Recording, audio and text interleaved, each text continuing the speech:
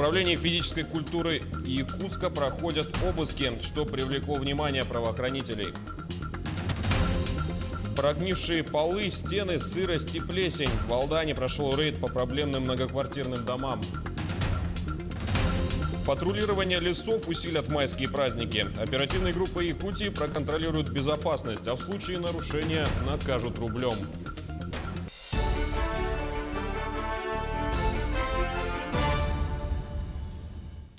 Мы продолжаем эфир телеканала «Якутия-24» выпуском новостей. С вами Василий Радченко. Здравствуйте. Глава КНДР Ким Чен Ын прибыл в Россию. Северокорейский лидер приехал поездом в Приморский край. На перроне гостя встретили в лучших русских традициях. Его сопровождает северокорейская делегация, министр по развитию Дальнего Востока Александр Козлов и губернатор Приморья Олег Кожемяка. Далее бронепоезд с Ким Чен Ыном проследует во Владивосток, где, напомню, 25 апреля пройдет встреча Владимира Путина и северокорейского лидера. Перейдем к новостям в регионе. До начала навигации остается всего месяц. Это время в Ленском отделении УМТС потратят на подготовку к приему нового груза. Подробности в материале Олеси Васевой. В Ленском отделении УМТС ждут начала навигационного завоза. В этом году это 133 тысячи тонн нефтепродуктов и 143 тысячи тонн технических грузов. Генеральный объем, как всегда, поступит в Ленск из Усть-Кутского отделения. Это широкая номенклатура, начиная взрывчатыми веществами и заканчивая спецтехникой. С так называемого нижнего направления, с Максоголоха, ждут цемент и клинкер. Они составляют значительную часть всего объема техгруза – 54 тысячи тонн. Мы на сегодняшний день понимаем, что мы будем получать, перерабатывать и хранить, и отгружать по предприятиям. В отделе логистики УМТС консолидируется общая так называемая ведомость или график поставки товаро-материальных ценностей, оборудования. Видя, значит, те объемы, те цифры, которые в разные месяцы будут у нас образовываться, мы, соответственно, и по себе также планируем и будем организовывать и выстраивать работу с нашими смежниками речным портом, с ООО «ДТ» в плане перевозок. Перед транспортниками стоит новая задача – обеспечить опережающий завоз поступающих по навигации грузов. Цель – оптимизировать автопарк и снять нагрузку по перевозкам с первого квартала производственного года. Сейчас на него приходится 40% годового завоза. Остальные 60% распределены между оставшимися 3 кварталами. Явный перекос. Требуется новый подход к планированию.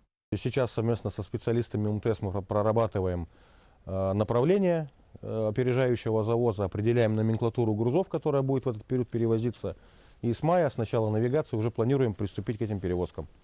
Этим летом в МТС вновь готовят место под горную технику. Это БелАЗы разной грузоподъемности и целый дробильный комплекс для горнообогатительного комбината. Его планировали отправить получателю по зимнику, но не успели. Сейчас в числе первоочередного груза его будут встречать в Ленском отделении УМТС. Здесь готовы к обработке больших объемов, зная, что именно в первую неделю новой навигации приходит значительная часть груза, накопленного логистами в Усть-Куте. Олеся Васева, Сергей Счастный, Олег Соснин, телеканал «Алмазный край». Ухудшение качества водопроводной воды во время весеннего половодья в Якутске жители не должны ощутить. Об этом сегодня на встрече с журналистами сообщил генеральный директор водоканала.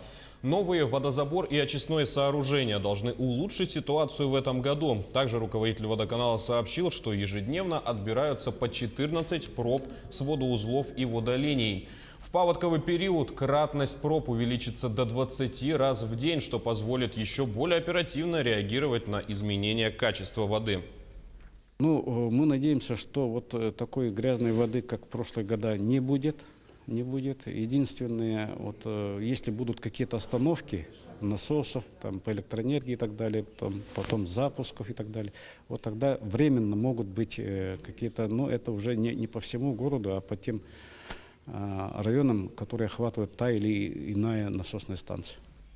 Иск о грубом нарушении лицензионных требований компании «Якут Экосети» подан в арбитражный суд. Заседание назначено на 7 мая. Росприроднадзор республики требует привлечь регионального оператора по вывозу твердых коммунальных отходов к административной ответственности, поскольку грубо нарушаются лицензионные требования при осуществлении данного вида деятельности.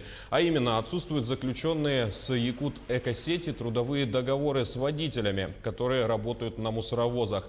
Региональному оператору грозит наложение административного штрафа от 100 до 200 тысяч рублей или же административное приостановление деятельности на срок до 90 суток. Тем временем в Управлении физической культуры и спорта города Якутска проходят обыски. По данным нашего источника в правоохранительных органах, обыски ведутся силами Управления экономической безопасности и противодействия коррупции. По неподтвержденной же информации документы проверяют по заявлению одного из директоров детско-юношеских спортивных школ города Якутска. Прогнившие полы, стены, сырость и плесень. В Алдане прошел рейд по проблемным многоквартирным домам. Его провели члены общественных советов Алдана и Алданского района. В рейде побывала и Татьяна Вахнина. Размываемый талыми и дождевыми водами фундамент и протекающая крыша порождают множество проблем в доме номер 16 по улице Билибина, приводя к разрушению двухэтажки. По плану дом стоит в очереди на проведение работ на 2029 год. Председатель городского общественного совета Сергей Сафронов по образованию строитель. Он смог объективно оценить состояние 12-квартирника. Здесь разговор уже должен идти не о том, что ее надо ремонтировать просто кровлю. А в домах, в квартирах мы увидели, что балки уже прогнулись, да? И бежит это не первый год, там труха уже одна. То есть чем дальше это все затягивается, видно, что уже бежит по стенам, видно, что основание дома верхнее уже начало преть и гнить. То есть с каждым годом это все будет усугубляться. И до 2029 года он точно этот дом не достоит. Дом напротив, по Билибина 15, стоит в очереди на переселение. У жильцов те же опасения, что и у соседей. Ветхое деревянное здание просто не достоит. Из 16 квартир половина нежилые, один подъезд заперт. Проживающие в доме люди поддерживают двухэтажку буквально руками, латая трещины и делая стяжки. Обращение в общественный совет для многих стало последней надеждой. Мы не обещаем никогда результата, но то, что мы примем и насколько сможем провести этот вопрос, мы обязательно это будем делать. Члены общественного совета посетили несколько домов по обращениям жильцов. Общежитие по адресу Быкова, 15 в прямом смысле является плавучим. Под полом первого этажа пролегает толща воды.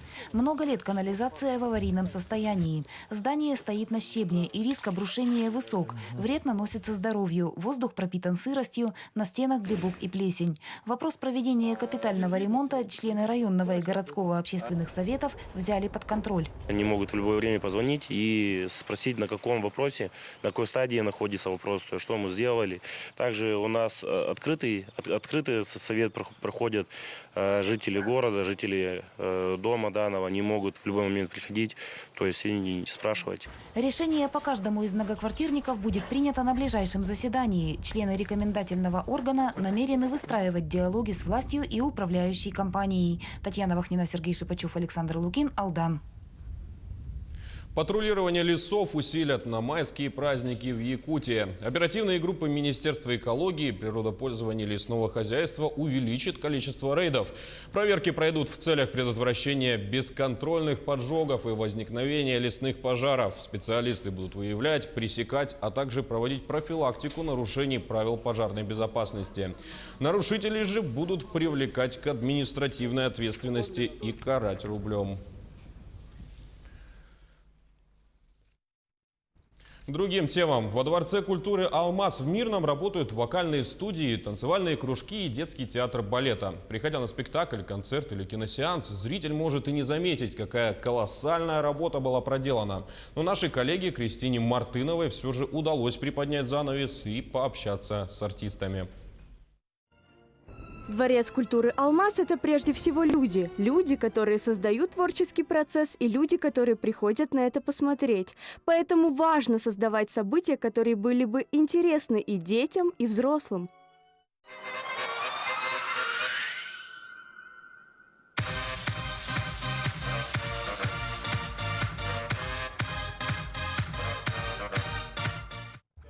Маша – единственная девочка в младшей группе брейк-данса.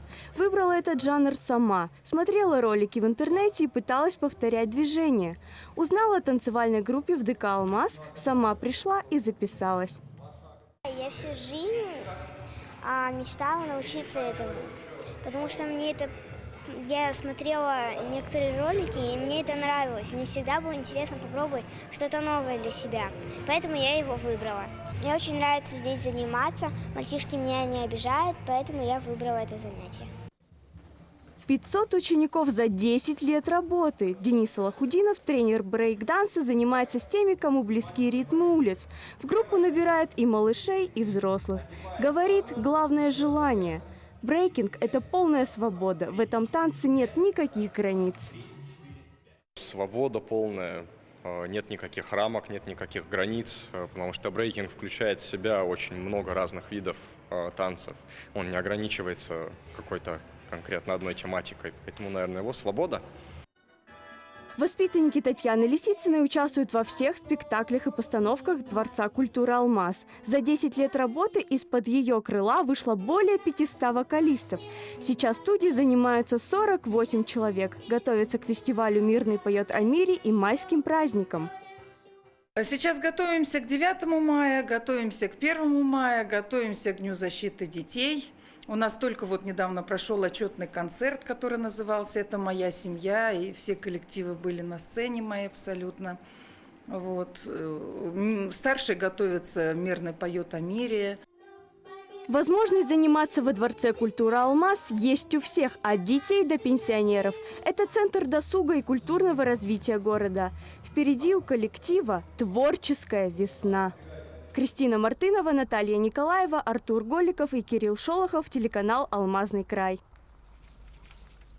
На этом выпуск подошел к концу, но наши корреспонденты продолжат следить за развитием событий, а мы, в свою очередь, будем держать вас в курсе новостей. Я напомню, что еще больше актуальной информации вы найдете на наших сайтах yak24.ru, nvk-online.ru, а также в социальных сетях и официальном YouTube-канале. Спасибо за внимание и до встречи в следующих выпусках новостей на Якутия 24.